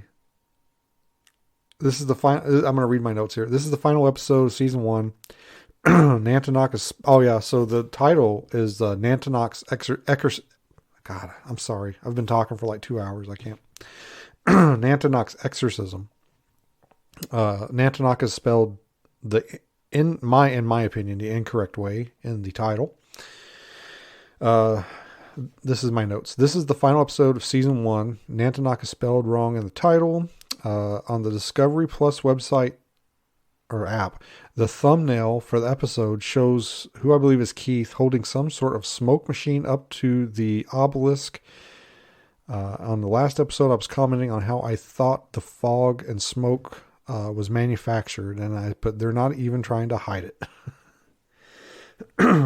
So remember the last episode, there was a cliffhanger where they thought that the spooky tree was on fire. They grabbed these conveniently placed buckets of water, run into the woods. Okay, so this episode begins, and they actually, instead of just like picking it up the next day or something like I thought they probably would, It would start back the next day and they'd be in camp like, oh man, it's a good thing we got that fire out. But no, they didn't do it. They actually resolved the cliffhanger, kinda, and they have the guys run. They run into the woods. They run in to where the spooky tree is. They're no longer carrying their buckets. They've got their headlamps on. Like I'm probably dressed in different clothes than they were when they left the camp with the buckets. And there's no fire. They're just like, what? I saw a fire. I saw a fire too. And the fire has mysteriously vanished. So we cut to day 35. There's 5 days left on their 40-day expedition. Or 4 days left, however you look at it. So Keith calls Tommy on the sat phone, says they need some help. Tommy says he'll send someone, and another helicopter shows up. I'm not even sure. I don't even know if I calculated this in my $20,000 budget for airfare. I think this might be added on to that. Might be another $7,000 or $8,000 there. So the helicopter comes in, drops off a paranormal team headed by a demonologist. And to quote my notes, I put, holy fucking shit. Everything is demons now. I guess thanks to the who were the people from the, is it The Conjuring? Oh gosh. Ed and Lorraine Warren. So those movies are popular, so everything's demons now. So their names are Liam, Cat with a K, and Tiffany, and they call them, or at least they're billed on the screen as the Alaska Paranormal Response Crew. They say they specialize in possessions, and they're going to send their sensitive through the woods to see what she feels. And I said in my notes here, I'm going to go out on a limb and say it's not going to be anything good. So I don't remember if I have it later in my notes or not, so I'm going to go ahead and say it now. I can't speak for the two females, Kat and Tiffany. But the guy, Liam, his name is not Liam. I mean, it took me all of about 5 or 6 minutes on Facebook to find this dude. And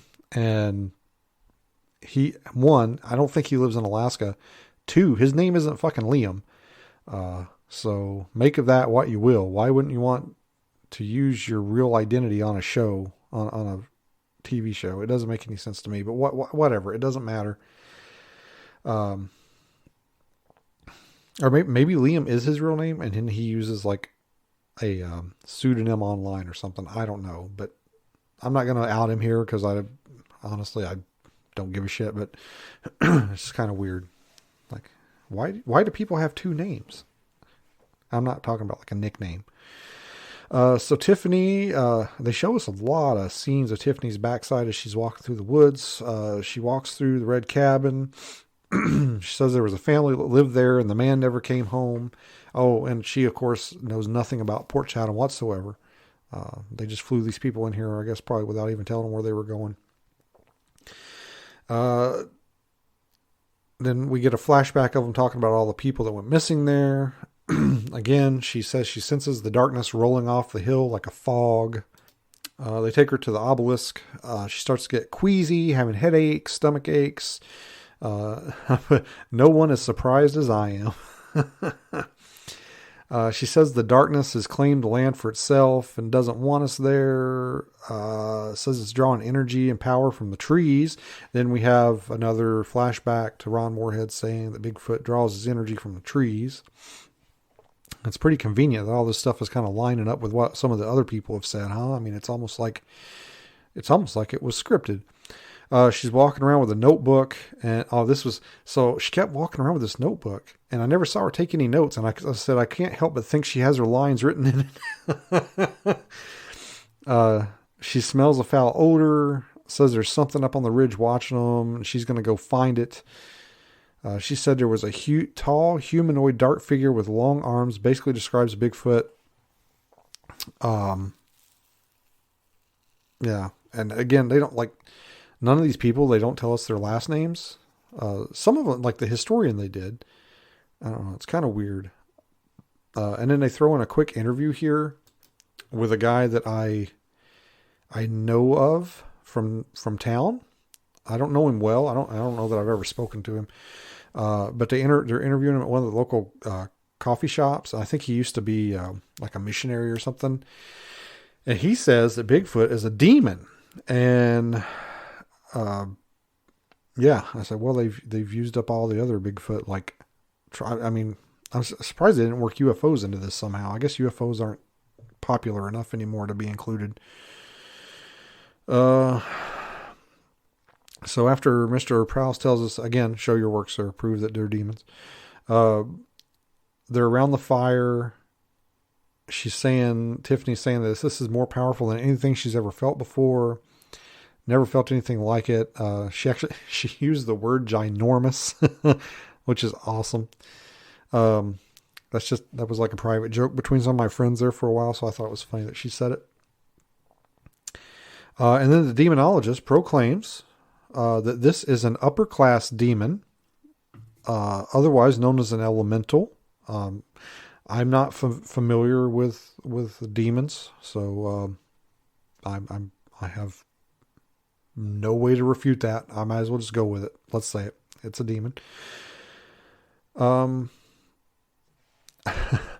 the line delivery from the team here is atrocious. I put it in my notes. It sounds like that the lines are being read by a computer. They're just like, what can we do against a demon? Like, can you help us? It's terrible. So it's daytime and they're going to go show the demonologist around. They take him to the cabin and the spooky tree. The demonologist walks up to the spooky tree and he literally says, like, that's a creepy tree. They don't say much about the obelisk. And so here we go. They've asked the demonologist, they're like, can you cleanse the town? He says, I don't think we've ever done anything this big. He says, they've got to break out the nuclear option. And so this is where they burst out they're literally using the fog machine from the last episode that they used to create the fog. He says he's putting into the fog machine a mixture of rosewater, sage, and holy water. And by the way, they never addressed the fact that when the crew got off the helicopter and arrived, none of them had a bag big enough to contain this fog machine. So apparently they left and went back and got it. I don't know how they knew they were going to need it, but it just magically, one of them has a bag of holding apparently. So for those of you that aren't initiated, a bag of holding is something that you get in Dungeons and Dragons, and it's basically like, it can be like a normal backpack, but it's bottomless. You can put whatever you want in there.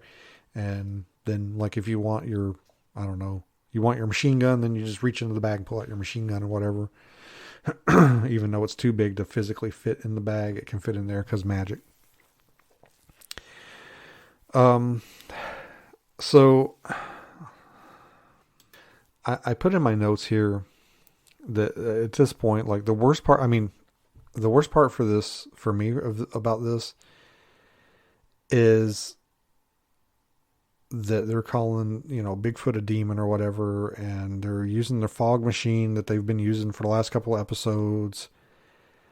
And the worst part for me is that I know there are people that are like 100% believing this and just buying into it, hook, line, and sinker.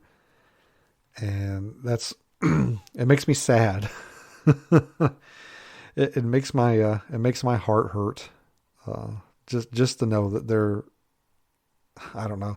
And at the same time, it's like, I mean, who do you get mad at? Do you get mad at the person that's gullible enough to believe it, or do you get mad at them for putting it out there? I don't know. At this point, I said, okay, it wasn't Keith that was spraying the obelisk with the fog machine in the thumbnail. It was Liam, the demonologist, who's actually not Liam. He's actually somebody else. They show him spraying the cleansing agent around as he says a prayer. I'm not a particularly religious person, but I felt like this was a little disrespectful. I don't know. Maybe he 100% believes in what he's doing and thinks that what he's doing is the right thing and the real thing, but it just kind of struck me as not being very respectful, either both to Port Chatham and to religion in general. But I mean, I guess like in any movie, if they dress an actor up as a priest and tell him to do priest things, I mean, is that disrespectful? It's like, I guess that's probably how they're looking at it. So the paranormal team has done their cleansing. They're getting ready to leave. They actually, I thought this was a nice touch. They actually carry the fog machine over to the helicopter, but we don't see them put it on. They just kind of walk over and turn around and say their goodbyes. And they say that they're almost at the end of the mission. And if the ceremony didn't work, then they're going to have to come back or something. I don't know. I kind of got the feeling that they're setting us up for something here. Like they're setting us up for something to happen. And maybe it's going to end on a cliffhanger. And I said, it's going to be either two things. It's going to be either one or two things. They're going to declare the mission a success, but leave the door open a little bit, or it's going to fail and they're going to have to go back and do it right. So I kind of felt like that's where they were going, with it. And they come back, the paranormal team leaves, they go to commercial, comes back from commercial. It's day 39. So, I mean, basically they've just got one more day to go. And they're wondering if they say it's been several days, and they're wondering if the ceremony's been successful. So at this point, I had like paused it to do something, and I noticed there's like 15 minutes left in the episode, and I was thinking like, man, this is like, there's 15 minutes left. Like, what are they going to do for 15 more minutes? Like, they're setting us up for something. I was like, surely they're not just going to. I swear to God, I said this. I said, they're not just going to walk around and enjoy the scenery for 15 minutes. So they get a call from Tommy or whatever. And he says, we're going to build you a cabin. And I'm like, what the fuck? It's the last day. So they're going to build him a cabin to sleep in for the last night.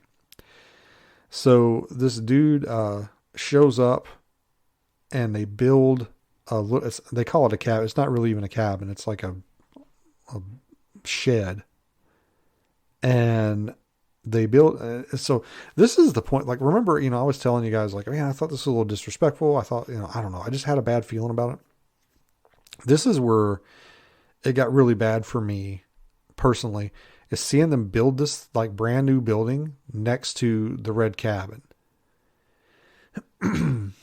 I don't know. I just did not like it. I didn't like it even a little bit. I just felt like it was bad. Like it not even like bad, like it's going to piss the Nantenok off, like bad, like it was disrespectful. Again, it's not my land. They can do whatever they want with it. But I just kind of felt like, man, that red cabin, it's been there. It's like this little obstinate, like, pebble in the storm, and it's sitting there, and now they're building this freaking lean-to next to it. I don't know. It just didn't set right with me. So they build their little lean-to, their little cabin, and they're like, oh, it's going to be nice to sleep in this instead of the tent. And again, so it cuts to them like settling in for the night. And again, we've got like the security camera that's like hanging up in the cabin. And again, like, I think this is actually worse than the tent. Like, they're all crammed in there, like the Three Stooges again. Like, I mean, they're literally like nuts to butts. I mean, it is tight in there. And they lay down to go to sleep. And then you hear like this thud, this bang on the cabin. There's ominous music, and it cuts to commercial. And you're like, oh no, the ceremony didn't work. The Nantenok's back. And it comes back from commercial, and one of the guys is like, oh, sorry, I kicked the wall. So it cuts to day 40, the last day. And I'm wondering, like, what are they going to do? Like, again, they've got several minutes left with the show. Like, what the hell are they going to do? And a landing craft shows up, and the family members of the team show up. Like they've got their wives and kids and cousins and nephews, and they show up. And I was kind of surprised at this because I was thinking, I've always said I would never take my family there, even for just like a picnic. And the narrator says, these are the first sanctioned guests to Portlock in 70 years. I respectfully disagree, sir. I mean, I don't know if I was, I guess we were guests. I mean, we had permission to be there. So that the first time they said something like that was in the first episode where DJ says, do you think we're the first people here in 70 years? And they kind of left it a little ambiguous, but they literally said, these are the first sanctioned guests to Portlock in 70 years. So bullshit. They take they literally take their families and like show them around. Like they're taking their little kids and shit and like showing them like all this stuff that they found, like the footprints that they think they found and the tree with the hole in it and the pit. And I said, I can't fucking believe it. They literally spent the last 15 minutes walking around and enjoying the scenery. I said, they sure showed me. They did. I mean, they subverted my expectations. I was like, I did not expect that. I have to say, if anything, I was utterly shocked by the how bad the show was, and I was utterly shocked by the ending because I was like, they have like a picnic with their kids. They have a nice cooking. It actually seemed like a nice scene. It felt like, a nice wrap up. And so they have their picnic, they DJ fix everybody a nice meal. And, then the family members leave, and now the team members are getting ready to leave, and they're all like, did you get everything? Are we done? And one of them goes, look, what's that? And their new cabin is on fire. And they just show it for just a quick second, like a maybe one Mississippi cut, and then maybe cut back to it for like another Mississippian cut. So I couldn't get a really good look at it. To me, the flames didn't really look right, and there wasn't enough smoke for that kind of a fire. Like it was just like, it was more flame than fire, which made me think that the flames were added in. And then, it basically ends with Keith saying, oh no, what's happening again? And that's the end of the episode. And that's the end of the season 1.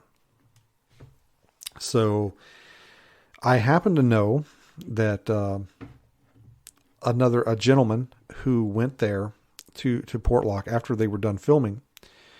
And I thought, man, this will be a nice, opportunity. Like I can ask him if that cabin was still there or if it was burnt or they tore it down or like what's going on with it. So, I reached out to him and I said, I was like, hey man, do you know, like was the cabin that they built next to the red cabin still there? And the guy, who I believe is a connoisseur of the devil's lettuce, basically was like, I didn't watch the show, man. I don't know. So, and I just felt like it wasn't worth my time and frustration to try to explain to him what I was saying. So I just gave up. He did say that they left a bunch of shit behind and that he used their sauna. So apparently, like, the sauna is unmolested, their banya. So there you go, guys. That's it, man. I wanted to address a couple of things before I get out of here because, like I said, this is the last time that I'm going to talk about this. Even if there are future seasons, this is all the attention that Alaskan Killer Bigfoot is getting on Alaskwatch. I wanted to mention something that I kind of I noticed. So about the time that this production company started contacting me, and I found out that they were going to be filming in Port Chatham, and all this stuff was going on. I opened up Google Maps and I went to Port Chatham and was like looking on Google Maps at Port Chatham. And you know how when you look at Google Maps, it'll tell you if they're like look at nearby businesses and stuff. Well, I open Google Maps, I look at Port Chatham, and it says that there is like a business there or an attraction or something. And I'm like, what the hell is this? And I clicked on it, and it said it was a attraction called Cryptid Trails. And there was, I don't remember if I don't think I took a screenshot of it or anything. I just was like, what the hell? And I think I remember I shared it maybe with Adam and Steven. I don't remember. I want to say I did. But I thought, well, they're going to start having tours out there or something. Like somebody's going to start some kind of a business out there. Probably, hand in hand with this show. Like basically the show's going to go out. It's going to make Port Chatham famous. And then they're going to start selling tours out there. Well, that business or attraction was there on the map for a couple of weeks, and then it just went away one day when I went to look at it again. I think something I maybe could do is look in the business licensing and see if there's a business license for it. I didn't think to do that. But on the other hand, I'm like, how much effort do I really want to put into it? It's not gonna prove that Bigfoot's real if I do that. Who cares? It's kind of a waste of time, I guess. But yeah, so that was kind of weird. I kind of feel like they're setting something like that up. That maybe the tribe is going to start trying to capitalize on the history of Port Chatham. I'm not quite sure how I feel about that. I mean, I don't know. It seems a little like morbid to me. If you're trying to get money based on the deaths of people, like, hey, come see where all these people died. I don't know. Or allegedly died. So yeah, I wanted to bring that up because I kind of thought that was weird. I don't think that it would do well if you sold tours out there because I don't think people that are interested in that kind of stuff really necessarily are willing to pay that kind of money because it would probably be a pretty expensive trip. And then you would have to get to Alaska in the first place, which is pretty freaking expensive. So I don't know. I thought it was kind of weird. And the other thing I wanted to kind of throw out there and address is, and I haven't made a final decision on this, but I was toying with, at the time, writing another book about Port Chatham and maybe doing it a little bit more of a historical perspective, focusing less on the legends and more on the actual history of the place. And I think I have pretty much decided not to do that. I'm not going to pursue that. And one of the reasons is because of the show. It has literally put so much disinformation out there that I don't think a book that came out that basically told the accurate history of the place would be well received. I think it would probably get slaughtered in like Amazon reviews and stuff, with people basically saying like, this book is bullshit. I saw in Alaskan Killer Bigfoot that the Spanish conquered that place first or something like that. So I think I've kind of abandoned any plans to write about Port Chatham in the future. And I've pretty much abandoned any plans of going back there. I think that I'm pretty much just going to have to leave it behind. I don't believe I'm ever going to get the resources or the means to go back there, or the permission for that matter. And I just don't think it's ever going to happen.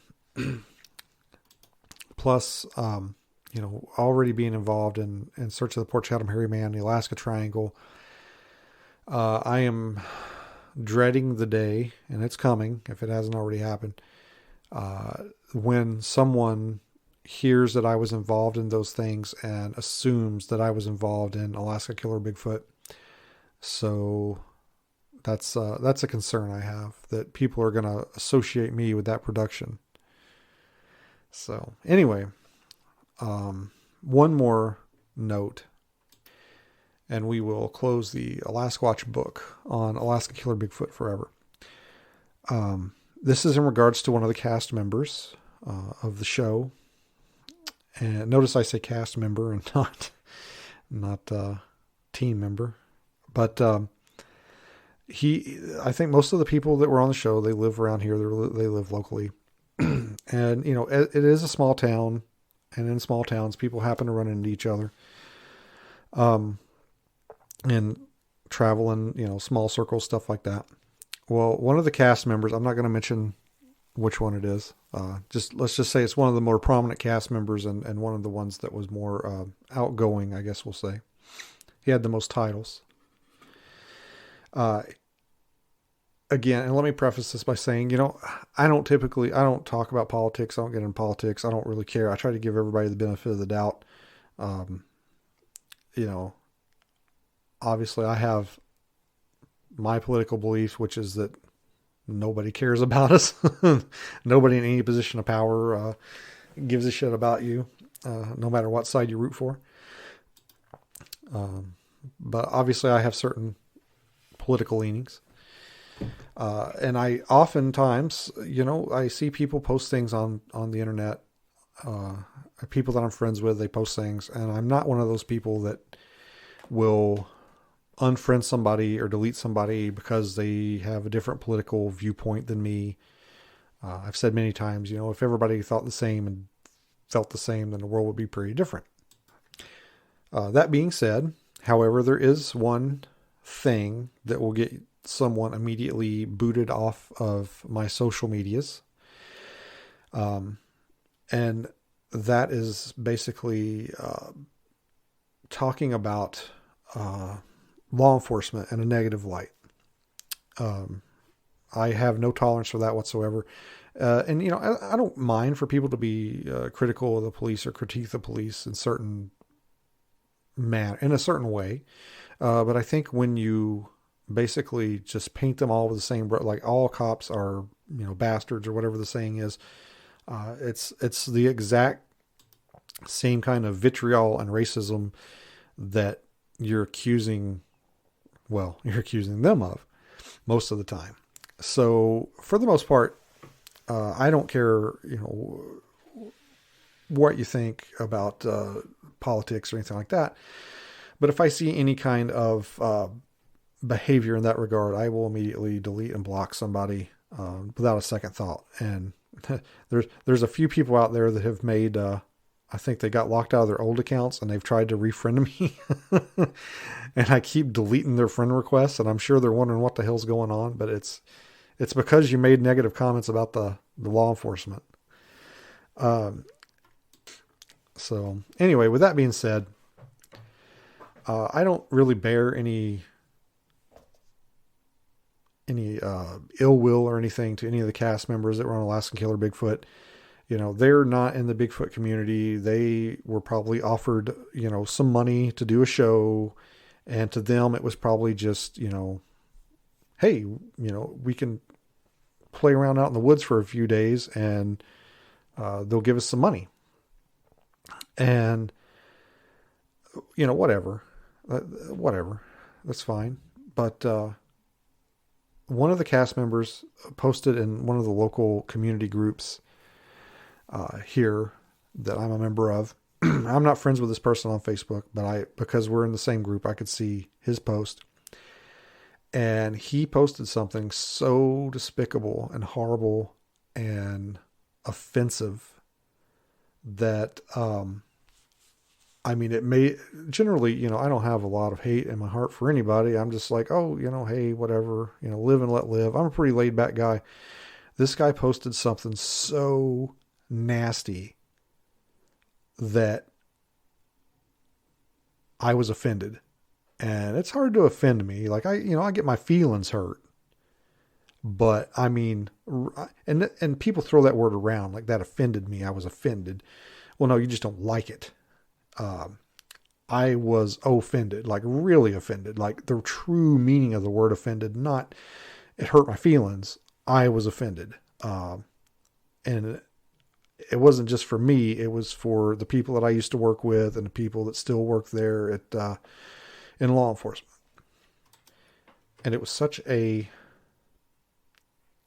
it was just such a terrible comment that I don't feel like basically nothing. That if the dude literally drug a dead Bigfoot out of the woods, I wouldn't care. I'd be, oh, was that guy? Forget it. Don't care. Good luck. So basically, yeah, I lost not that I had a ton of respect for the guy to begin with, but completely lost any type of empathy or anything I had for the dude at that point. He does not exist to me in any way at all, and never will, as far as I'm concerned. So anyway, those are your heroes, people. Those are your heroes that braved the perilous journey to the land of the Nantenok and ran around with a fog machine and did a bunch of underhanded shit, all for the name of TV. Oh, and you know what? I forgot to mention. Holy crap! I wish I'd have brought this up earlier. So I forgot that I saw this, and it might still be up there if it hasn't been. I imagine it's probably going to go away eventually. Somebody's probably going to delete it. If you go to the Alaskan Killer Bigfoot Facebook group, there is a post on there. It's floating around. I can't believe it got left up, honestly. From what I understand, they're ruling that place with an iron fist. Anybody that says anything vaguely negative gets the boot. During the exorcism of Port Chatham, when Liam, the demonologist, is running around with the fog machine and he's cleansing, I'm using quote fingers, the obelisk. I missed this. Somebody else pointed this out. Kudos to you, you eagle-eyed person, you. When he's cleansing the obelisk, you can clearly see the icons still sitting on the obelisk that guy put there that allegedly burned. So, either this is some kind of major continuity error where they filmed the cleansing before they supposedly burned the icons, or they never burned them in the first places, which is what I believe. They gave, one of the cast members gave some kind of it was like, I have a perfectly rational explanation for that. You see, what had happened is we went back and the icon was there, like it never burned. I can't explain it, which is not the opposite of a rational explanation if you ask me. But anyway, I mean, I don't know what to tell you, people. The show was completely staged and faked. Man, I wish I'd have mentioned that earlier when I was still talking about the last episode. Man, I forgot about that. But I'm not going to edit back. I'm not going to edit that into that. It can be where it is. I've talked for over 2 hours now. I'm going hoarse. And I've said all I'm going to say about it, people. I am done with Alaskan Killer Bigfoot. I hope you are too. And remember, last episode I was talking about feeling kind of guilty for supporting the show and, watching the show. Basically, every time I hit play, I felt bad because I felt like some counter was dinging in some executive's office at the Discovery Channel. So I have decided to cancel my subscription to Discovery Plus. I am not going to be partaking of their content anymore. I do kind of feel a little bit bad about missing all of the seasons of Finding Bigfoot. I'm not going to have access to those anymore.